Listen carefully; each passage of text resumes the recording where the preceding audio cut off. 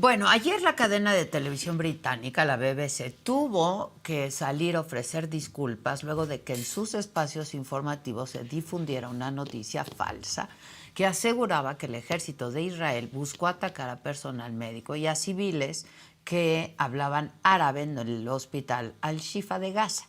Una de las conductoras de la cadena aclaró que la información correcta era que las tropas israelíes iban acompañadas de doctores y de civiles para asegurar que los suministros médicos que llevaban los recibieran quienes más los necesitan. Un error gravísimo para una televisora de ese tamaño y con ese alcance. En tanto, el martes, miles de personas se han manifestado en Washington en solidaridad con el pueblo de Israel en la denominada Marcha por Israel. Miles de manifestantes condenando las muestras de antisemitismo en el mundo exigieron la liberación inmediata de los rehenes que tiene el grupo terrorista Hamas. Y bueno, ya es colaborador nuestro, Francisco Gilfoy, para hablar más de este tema, antropólogo, historiador, y además va a empezar un curso próximamente que tiene mucho que ver con lo que está pasando ahora. Sí, señor. ¿Cómo estás, mi querido Paco? ¿Cómo estás, Adela? Gracias por invitarme. ¿Te decimos Francisco o Paco? Francisco, sí, soy Francisco. Okay. Por favor. Ok. Ok, Francisco. Perdónenme, ya son risas nerviosas. No, pero no me ofende, simplemente yo soy Francisco. Está bien, pero, ¿no? Claro, nomás hay quien a los franciscos les dice Paco. Sí, claro. Por eso te lo preguntaba, sí. no. Ya son risas nerviosas porque ya de verdad es mucha emoción la que manejamos, ¿no? Sí. Tú vas a tener un curso próximamente. Bueno, ya empezó ayer, ¿no? No, es que lo demoramos una semana. Sí, ok. por causas de fuerza mayor. Ok, Sí. porque siempre nos están preguntando. Sí, la fecha original íbamos a empezar ayer. No, perdón, antier. ¿Hoy es jueves? Hoy es jueves. Íbamos a empezar antier, pero empezamos martes 21. El próximo martes. Muy bien. Sí. ¿De qué va a tratar el curso? El curso es sobre el boicot antinazi de 1933. Entonces, la historia es...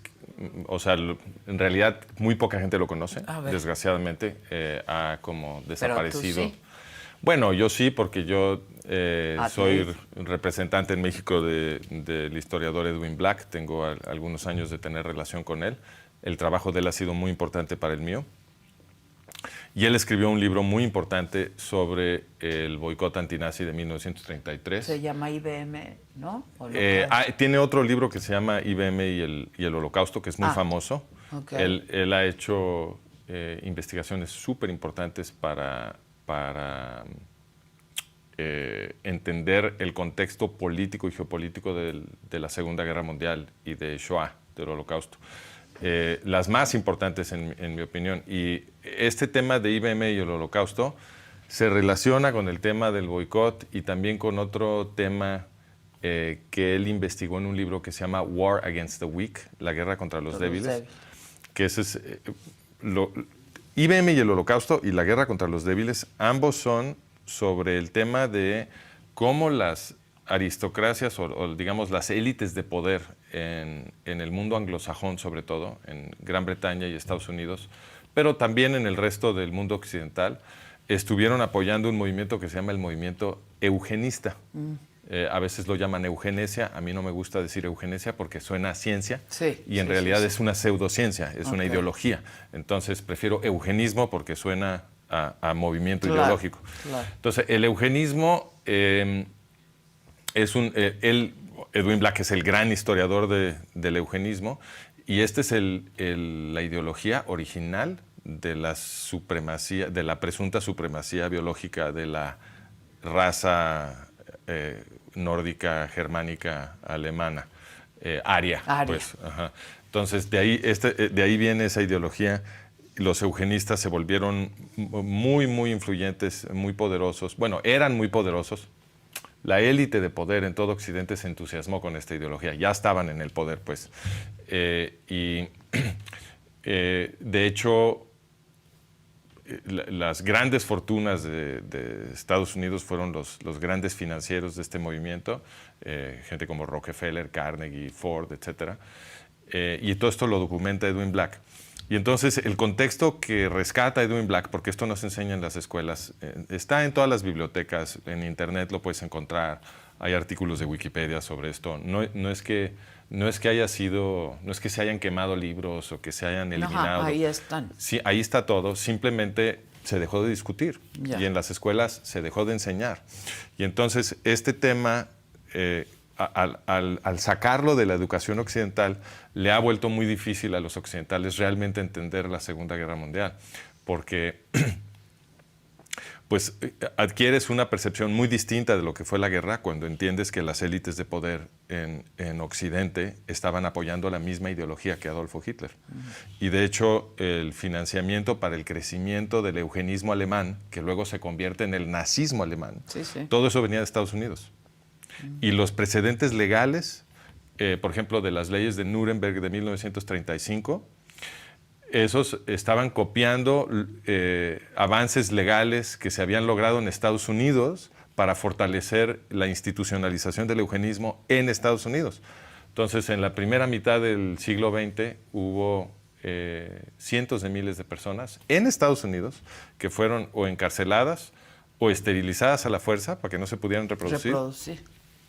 Gente que salía relativamente bajos en estos exámenes de IQ fraudulentos que estaban usando los eugenistas, y todo con el argumento de que no tenían suficiente sangre aria. Todo esto en Estados Unidos, y la gente ya no... Este fue el movimiento social y político más importante a nivel mundial de la primera mitad del siglo XX, ya nadie lo conoce. Nadie lo conoce. Casi nadie lo conoce. Entonces, es muy importante el trabajo de Edwin Black rescatando todo este contexto.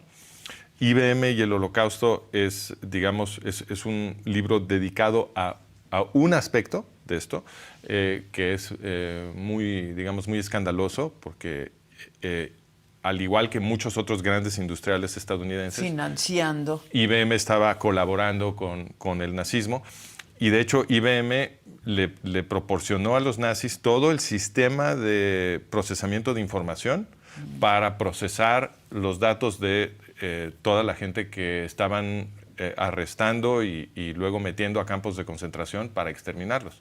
Eso todo con máquinas Hollerith de IBM, todo lo hizo IBM. Entonces, estos son temas muy importantes. ¿Cómo se conectan al boicot? El boicot es un movimiento internacional liderado por judíos de a pie en todo Occidente, aliados con miles y miles y miles de cristianos. Fue una cosa impresionante que se anuncia inmediatamente después de que Hitler toma el poder. Entonces, toma el poder Hitler en Alemania, inmediatamente muchísima gente en todo Occidente entendió que estaba en juego el futuro de Occidente, como está ahorita. Esa es la conexión con nuestro momento presente. Y estuvieron a punto de destruir al Tercer Reich en la cuna. A punto. Entonces, para nosotros... Cuando llevaba un año en el poder. No. Esto es meses después. O sea, en el primer año de Hitler fue el tiempo que estuvo el boicot. Nada más tomó el poder, estalla el boicot en todos lados. Y acuérdate que era la Gran Depresión. Sí, claro. Y la Gran Depresión fue especialmente dura en Alemania. Entonces el boicot tenía el poder de destruir al Tercer Reich y estuvo a punto de lograrlo. Entonces es una historia que nos llena de esperanza de lo que se puede hacer hoy para defender Occidente, y también es una lección para nosotros porque al final no tuvieron el éxito que querían, que era, ¿no? Y la razón fue el eugenismo. Porque las clases gobernantes de Occidente estaban protegiendo a Hitler. Entonces, desde el gobierno de Estados Unidos y el gobierno de Gran Bretaña y otros gobiernos influyentes de Estados Unidos, se trabajó durísimo para derribar el boicot. Y esa fue una razón de que no tuviera éxito. La otra razón, que también es muy importante y es crucial reflexionarlo, es que había una controversia durísima dentro del movimiento sionista, entre los sionistas laboristas y los sionistas revisionistas, sobre qué hacer con el boicot. Y no se lograron poner de acuerdo. Y no poderse poner de acuerdo, esta controversia dentro del liderazgo de la comunidad judía, del sionismo, y también de las comunidades de la diáspora, impidió la creación de una organización central para que los que consumían bienes y servicios alemanes pudieran fácilmente encontrar oferentes alternativos en otros países y entonces sí asegurar la destrucción de Alemania. Eso no se logró. No se logró el boicot. Y se salvó Hitler.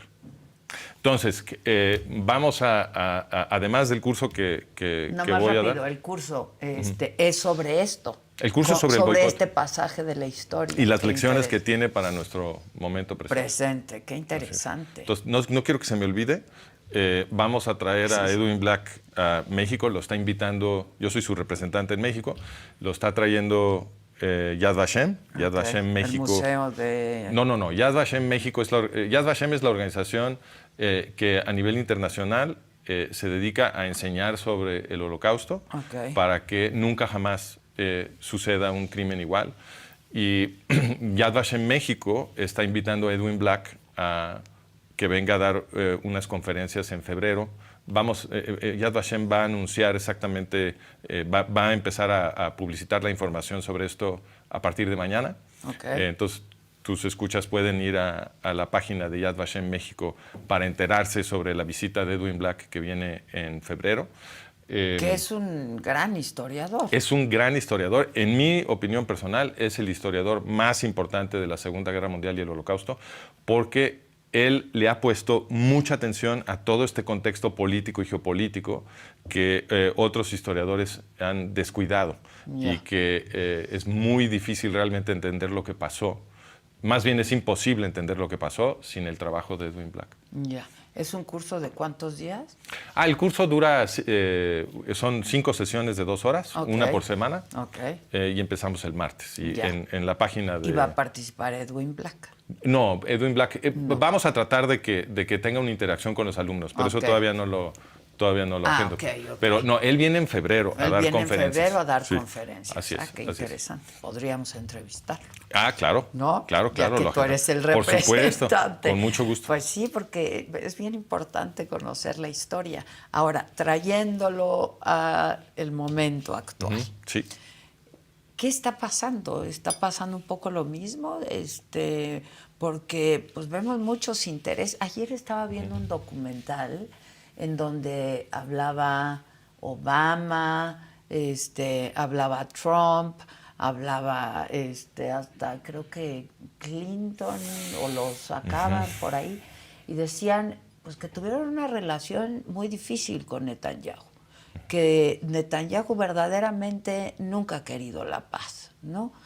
Y sacaban palabras de Obama. Fue una entrevista que le hicieron a Obama.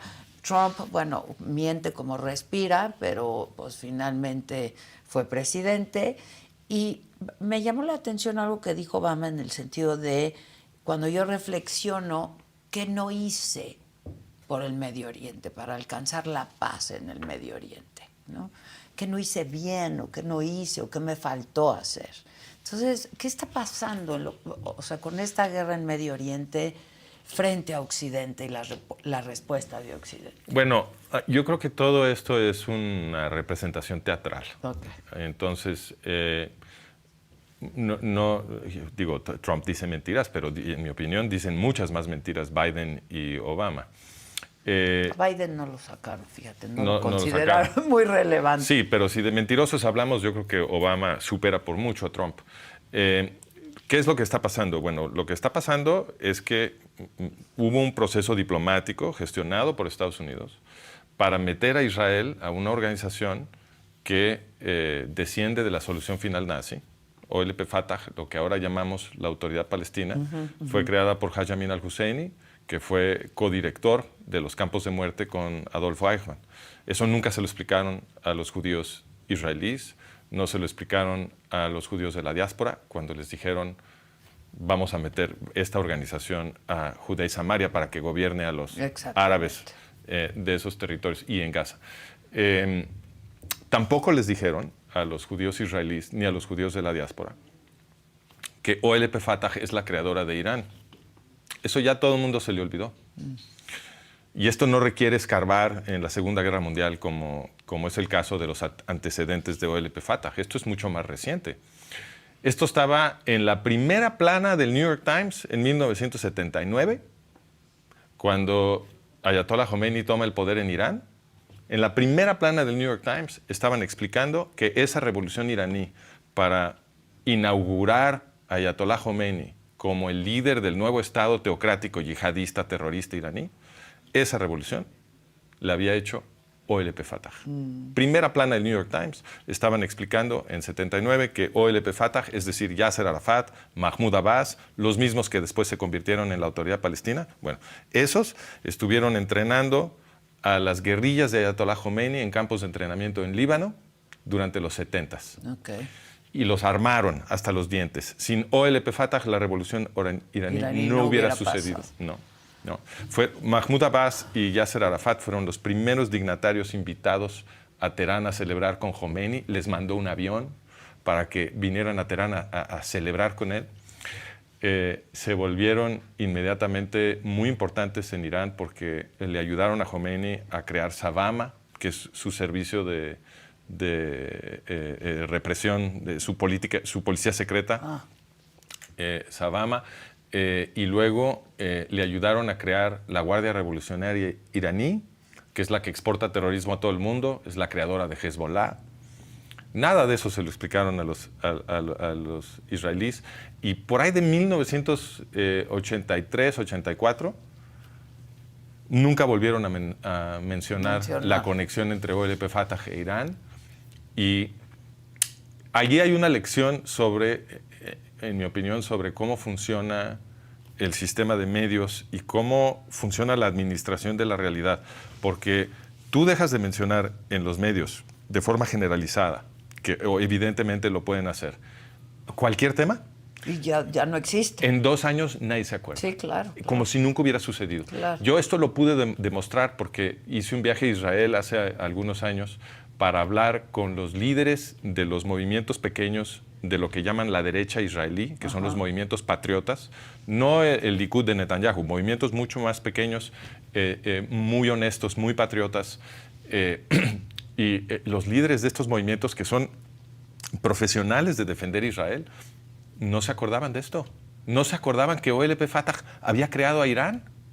Y entonces, ¿qué pasa? Como la gente no se acuerda y el control de los medios es tan extenso, a la hora de iniciar el proceso del Tratado de Oslo, le pudieron vender a la gente que OLP Fatah había abandonado el terrorismo y que ahora quería negociar un territorio, la paz a cambio de un territorio. Ajá. Y de hecho lo que hicieron fue darle un territorio estratégico, Judea y Samaria, a Irán.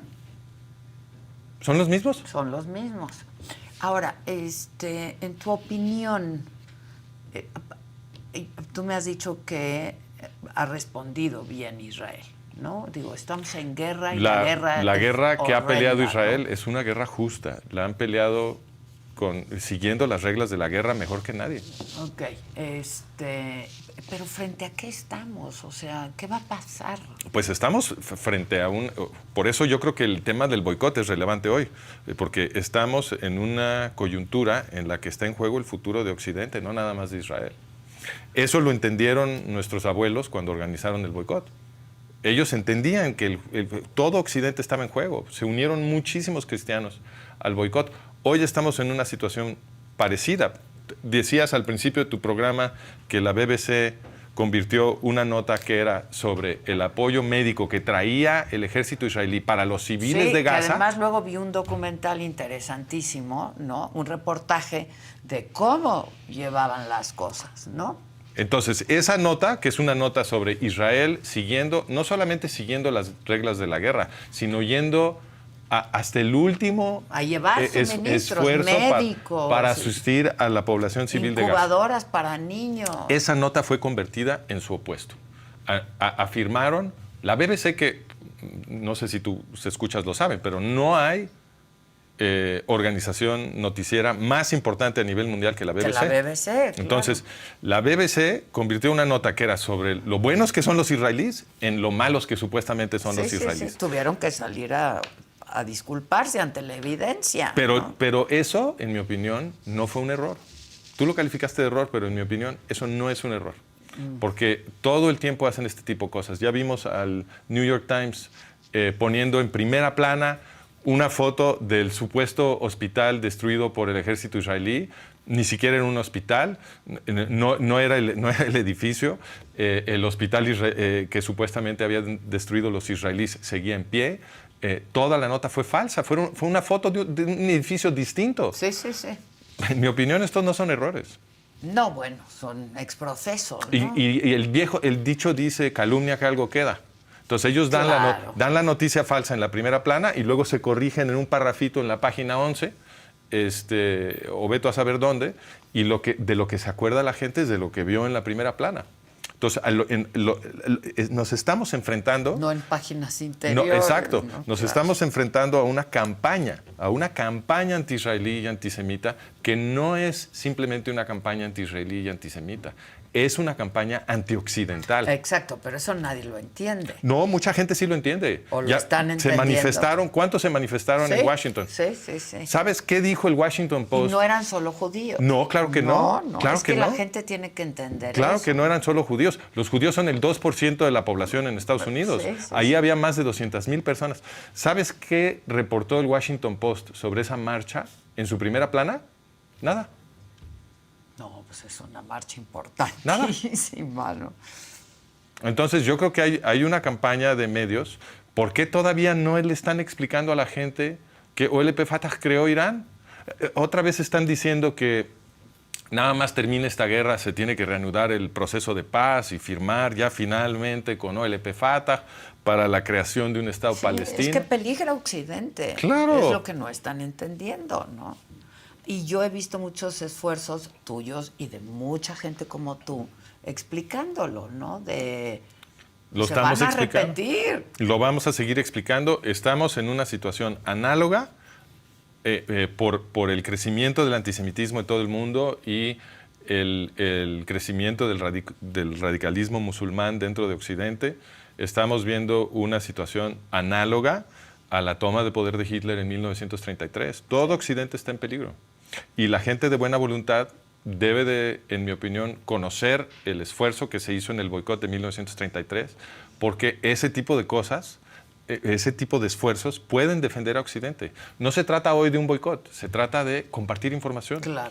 de que la gente conozca la documentación que establece qué realmente es OLP Fatah, qué realmente es Hamas y a qué se está enfrentando Israel, porque por ahí hay un meme muy bonito que muestra a un como una criatura gigante de piedra que está defendiendo un pequeño reinado, ¿no? Y entonces la piedra que va a acosar, que va a destruir el pequeño reinado que va rodando Sí. de la montaña, representa al radicalismo musulmán.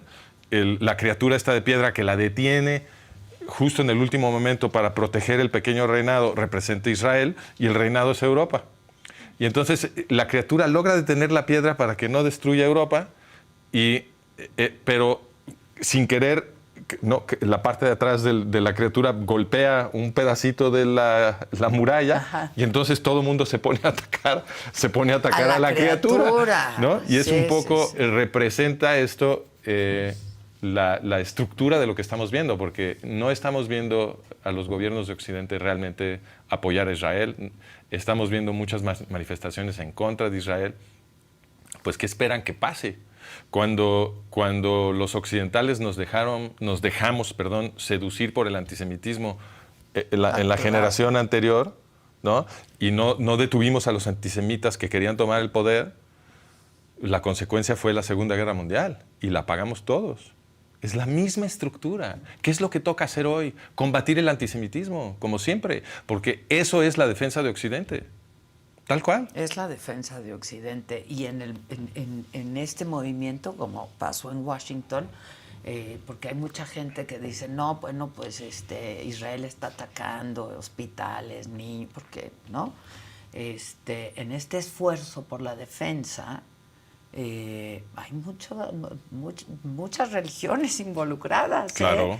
Cristianos, claro. católicos, judíos. Si queremos preservar un Occidente libre, donde todos podemos tener nuestra libertad de culto, libertad de prensa, libertad de pensamiento, etc., ese Occidente depende de que el radicalismo musulmán no nos destruya. No nos destruya y se extienda, que se ha ido extendiendo. Claro. ¿No? Estaba también yo leyendo en este caso, pues lo que quieren hacer los musulmanes radicales, que mandan gente a todo el mundo, embarazar mujeres, ¿sabes? Para extender. Ese tema no lo conozco. Ah, pues sí, No lo embarazar mujeres, ¿no? Para que haya una gran población musulmana en el mundo, que de por sí ya la hay.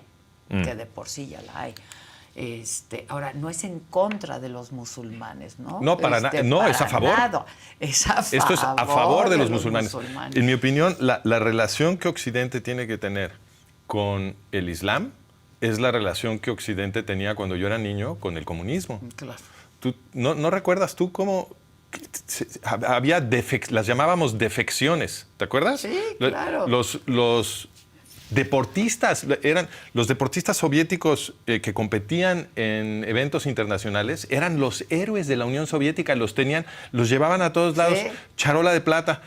Eran VIPs en la Unión Soviética. Sí. Bueno, esos VIPs de la Unión Soviética nada más llegaban a Occidente, hacían lo posible por escaparse. Por quedarse en Occidente. Para volverse trabajadores comunes y corrientes en Claro, Occidente. no querían el VIP. No querían el VIP soviético. Y eso a mí lo que nos decía era que estas gentes eran esclavos. Todos eran esclavos en la Unión Soviética. Y entonces la relación que Occidente tenía con la Unión Soviética y con otros países comunistas era que nosotros éramos su refugio de esta gente. Nosotros éramos refugio de todos los ciudadanos de los países comunistas que se querían escapar, porque no eran ciudadanos, eran esclavos. Sí, sí. Esa es la relación que tenemos que tener con el Islam. Nosotros debemos de ser el refugio de todos los musulmanes que quieren escapar el horror que es el mundo musulmán, porque los gobernantes musulmanes los tienen esclavizados. Entonces, nosotros debemos de ser el refugio de los musulmanes que quieren vivir en un mundo liberal y importar a esos musulmanes y no a los musulmanes radicales. Y creo que ese es, desgraciadamente, no ha sido la política de los estados occidentales. Sí. Hemos estado siguiendo una política las mezquitas que se han construido en Occidente las están financiando Qatar, Kuwait, Emiratos Árabes Unidos, Arabia Saudita, inclusive algunas Irán, algunas Turquía. Todos son estados gobernados por partidos islamistas. Sí. Radicales. Claro, pero el chiste es que sí, esto no es contra los musulmanes, esto es a favor de los musulmanes. Combatir el radicalismo musulmán. Del pueblo musulmán. Exacto, ¿no? Es a favor del pueblo. Del pueblo musulmán. Combatir el radicalismo musulmán es a favor de los musulmanes de a pie, igualito que combatir la Inquisición era a favor de los católicos de a pie. Idéntico. Si la ideología religiosa está oprimiendo a la misma gente. Sí. ¿No? Es terrible. ¿Le ves pronta solución? No. No, ¿verdad? No. Esto es algo que vamos a tener que pelear toda esta generación para que Occidente salga bien librado. No podemos quitar el dedo del renglón. La decadencia de Occidente, ¿eh? La decadencia de Occidente. Estamos en un problema muy serio, pero yo creo que Occidente puede renacer. Ya lo ha hecho más de una vez. Y el espíritu, el genio de la Ilustración, que es lo que produjo, digamos, los valores y la organización política democrática en la que todavía estamos, eso puede renacer. Es simplemente cuestión de que no nos asustemos. No nos asustemos, porque la gente anda agachada. Con miedo. Y el boicot de 1933 demostró que cuando no nos agachamos podemos cambiar el mundo y nos podemos defender de la barbarie. Entonces, eso es lo que tenemos que hacer hoy. Pues gracias, como siempre. Nos vemos la próxima Gracias semana. Oye, Francisco, entonces, ¿cómo nos inscribimos en el curso? Bueno, pues vayan a la página de Management of Reality. No sé si podamos poner el URL en pantalla. Ajá. Ahí mismo dice cursos, hasta arriba. Pican el botón de cursos, van a ver el curso anunciado del boicot de 1933 y ahí se pueden registrar. Buenísimo. Muchas gracias. Te agradezco mucho. A ti. Gracias, Francisco. Y nosotros...